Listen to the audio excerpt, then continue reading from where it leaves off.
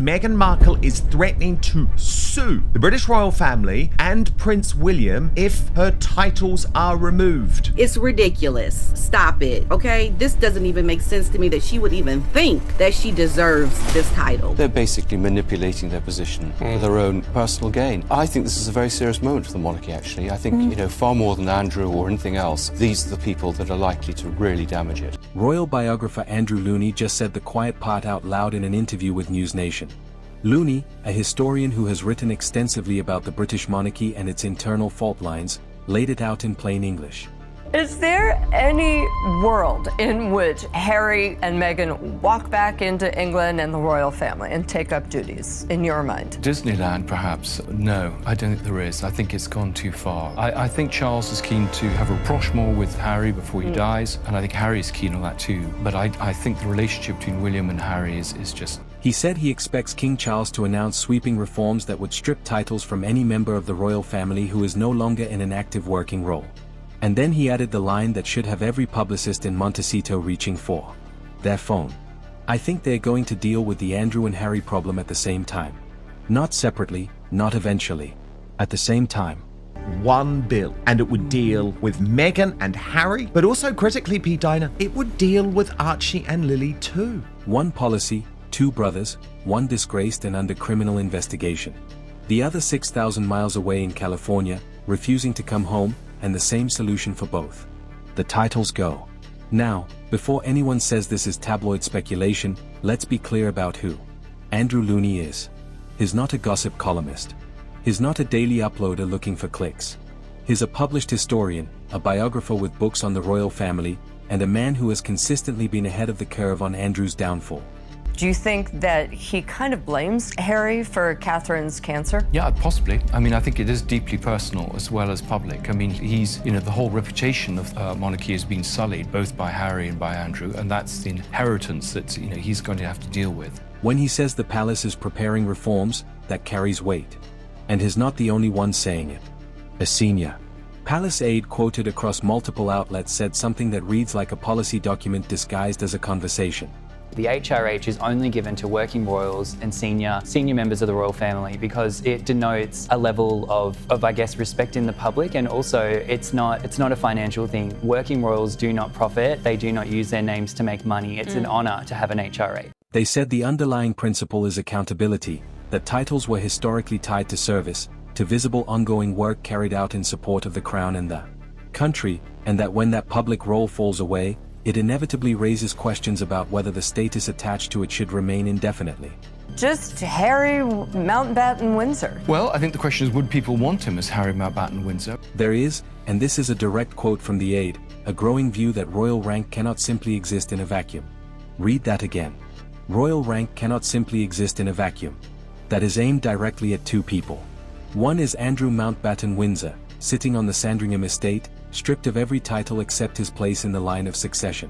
Terrible news for Harry and Meghan here is that William can now take away everything, their titles, without an act of parliament. The other is the Duke and Duchess of Sussex sitting in a mansion in Montecito using the titles Duke and Duchess to open doors at the United Nations, the World Health Organization, the NAACP, and every humanitarian photo opportunity they can find while performing zero official duties for the crown that granted those titles in the first place. Instead, in the midst of the biggest royal crisis in a century, these two grifters and fake have decided this is the moment to embark on a new fake royal tour, this time of the Middle East, where she's literally trying to claim she's the queen of the desert in Jordan. Here's the timeline that makes all of this feel inevitable. October 2025, Charles strips Andrew of everything. The title of Prince gone. Duke of York gone. Her Royal Highness gone. Knight of the Garter gone. Royal Victorian Order annulled. Letters patent issued. Name struck from the official roll of the peerage. He is now legally Andrew Mountbatten Windsor, a commoner evicted from Royal Lodge, relocated to a property on the Sandringham estate. His ex-wife Sarah Ferguson had to find somewhere else to live.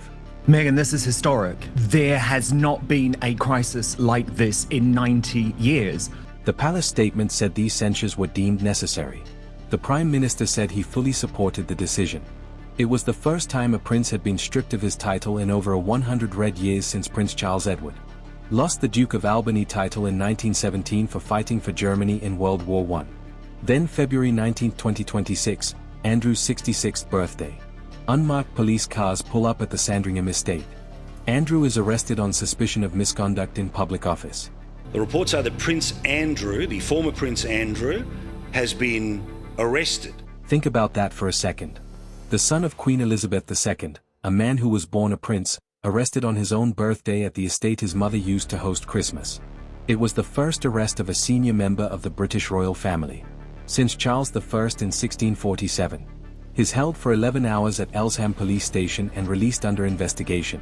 Thames Valley Police searched addresses in Berkshire and Norfolk, including Royal Lodge, the home he'd already been evicted from months earlier. And what did Charles say? Do you know, I was beginning to fear it might, but when it actually happens, it is an absolute bombshell. I mean, to put this into context, there has been no member of the royal family arrested in my lifetime. I'm 60 years old. He released a statement expressing his deepest concern and said that the law must take its course. Not my brother, not Andrew. The statement from the palace used the phrase Andrew Mountbatten Windsor, the name of a private citizen, not a family member.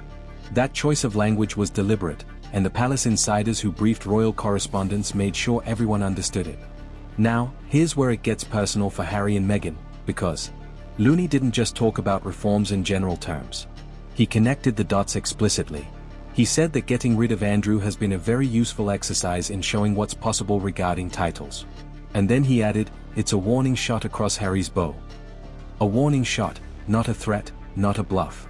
An exercise in demonstrating what can be done and how quickly. I did think it would happen. If Harry and Meghan are watching, they should be incredibly concerned, because if it's this simple to take away Prince Andrew's titles, one day it could be this easy to take away Harry and Meghan's titles. The machinery for stripping a royal title now exists. The legal process has been tested. The public reaction has been measured. And the precedent has been set. If Charles can take everything from his own brother, a man born a prince, then taking a dukedom from a son who voluntarily left the institution is not just possible. It's easy. And this is where the Jordan trip becomes relevant, because the timing could not have been worse for the Sussexes.